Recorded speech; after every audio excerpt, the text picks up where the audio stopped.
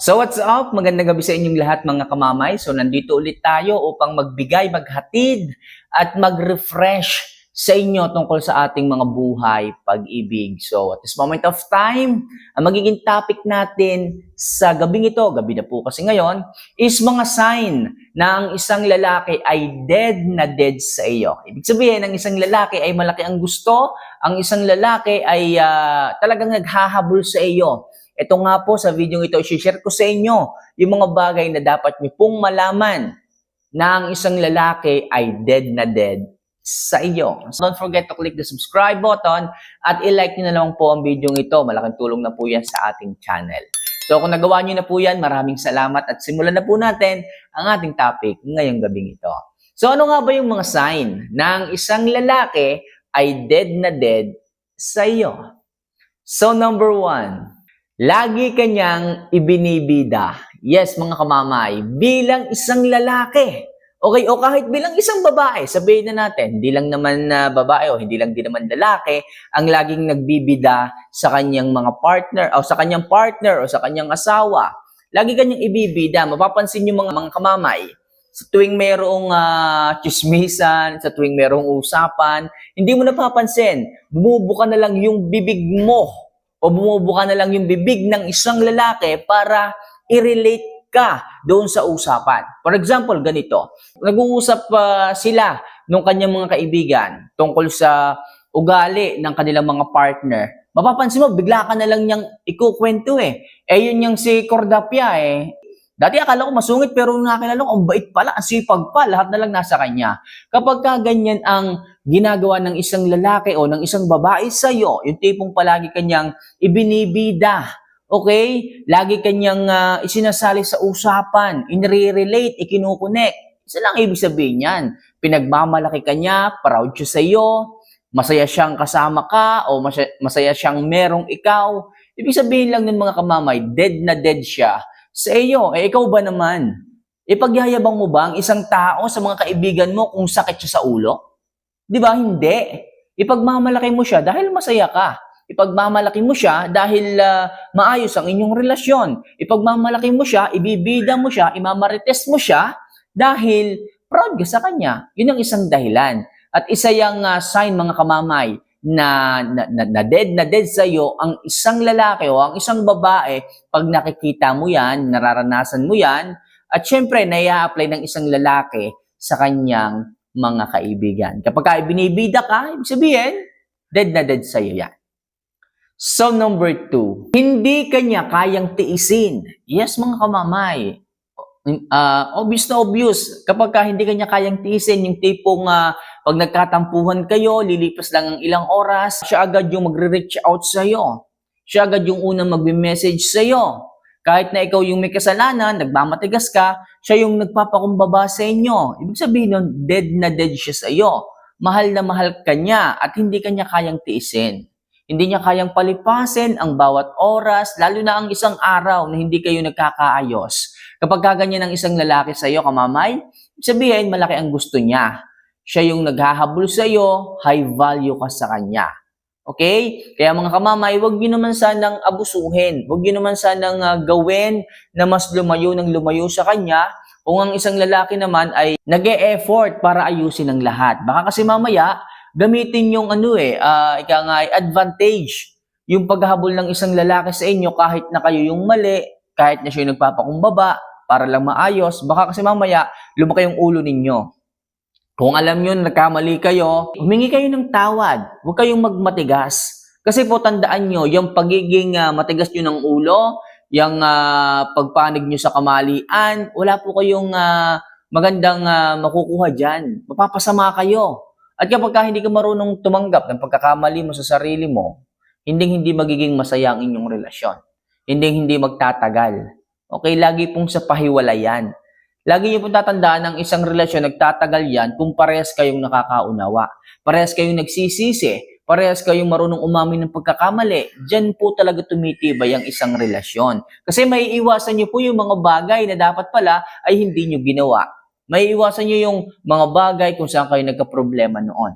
Kaya mahalaga mga kamamay, okay, na naisipin nyo ang bawat sitwasyon kung sino ba talaga yung mali, sino ba talaga yung tama, okay? Pero kung ang isang lalaki ay hindi ka kayang tiisin, kahit nasa ano pang sitwasyon, mag-away man kayo, magselos man yung isa sa inyo, ay talagang hindi kanya kayang tiisin. Isa yung sign mga kamamay na talagang dead na dead o mahal na mahal ka ng isang lalaki.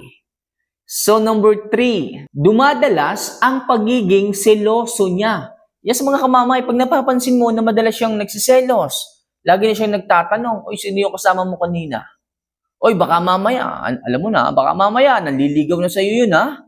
Baka mamaya, oy, may pagtingin na sa'yo yung lalaki na yon." Kapag ka palagi siyang nagsiselos sa'yo, ibig sabihin lang nun, gusto kanyang sa kanya ka lang. Binabakuran ka niya, yun ang magandang tawag. Binabakuran ka niya, pinapaalalahanan ka niya, nire-remind ka niya na kailangan behave ka lang. Ibig sabihin, pag nagsiselos na yung isang lalaki, gusto niya na sa kanya lang ang attention mo. Sa kanya lang ang pagmamahal mo. Okay? Kaya may mga lalaki minsan na talaga nagiging overprotective dahil sa pagmamahal yan. Dahil dead na dead sa'yo yan. Kaya masyado na siyang nagiging siloso kahit minsan wala na sa lugar. Yun nga lang ang mahirap pag wala na sa lugar.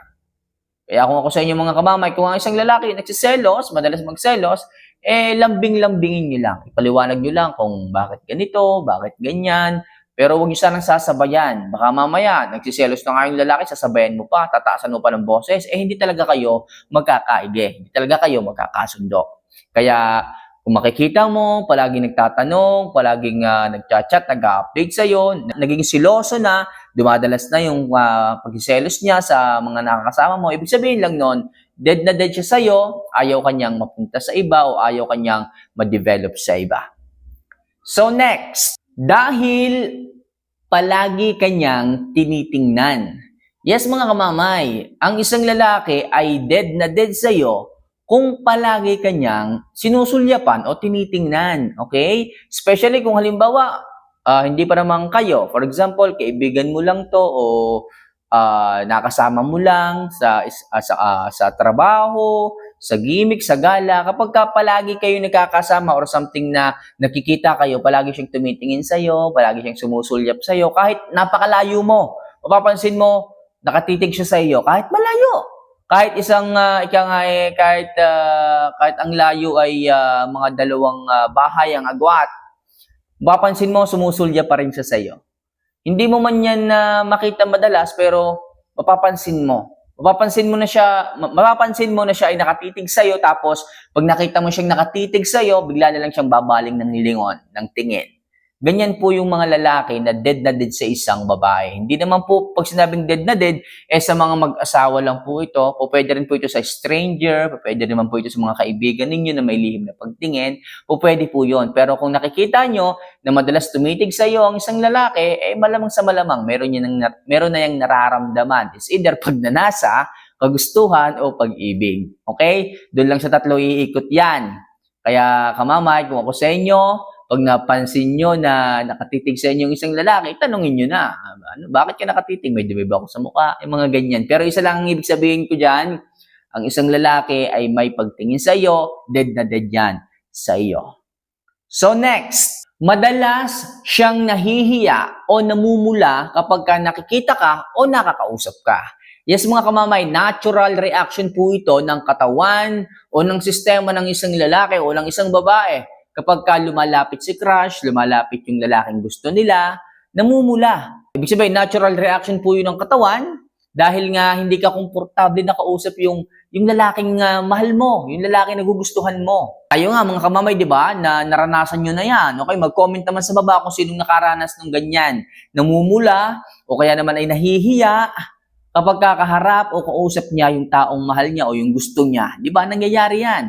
Kaya mga kamamay, kung kayo'y nakakaramdam ng ganyan, ibig sabihin, okay, dead na dead kayo sa isang tao. O kaya naman, napapansin mo na yung isang babae, every time nalalapit ka, namumula, nahihiya, bumabaling ng tingin, hindi makatitig sa iyo, so meron niyang lihim na pagtingin. Dead na dead yan sa iyo. And last, Siya ang madalas mag-reach out sa iyo. Yes, mga kamamay. Ang isa pong tao, ang isa pong lalaki na malaki ang pag-ibig, malaki ang pagtingin sa isang tao, sa isang lalaki o sa isang babae, siya palagi yung nagre-reach out sa inyong dalawa. Ibig sabihin, siya palagi ang nagme-message, siya palagi tumatawag, siya palagi nagchat-chat, siya palagi ang may unang mensahe sa inyong dalawa. Sa umaga, mapapansin mo, lagi siya ang nag-good morning, lagi siya ang nag-miss call, lagi siyang tumatawag, okay? O kaya naman, kahit wala namang importanteng sasabihin, gumagawa talaga siya ng paraan para magkausap kayo. Ibig sabihin nun, ang isang lalaki ay dead na dead sa iyo kung bakit siya ang palaging nauunang mag-reach out sa inyong dalawa. So mga kamamayan lang muna sa ngayon ang ilang mga bagay na dapat yung makita para masabi na ang isang lalaki ay dead na dead o habol na habol sa iyo. So mga kamamay, kung nagustuhan nyo po yung ganitong advice, don't forget to click the subscribe button at i-like yung video natin ito. So paano mga kamamay, mahal ko po kayo. See you for our next vlog. Paalam.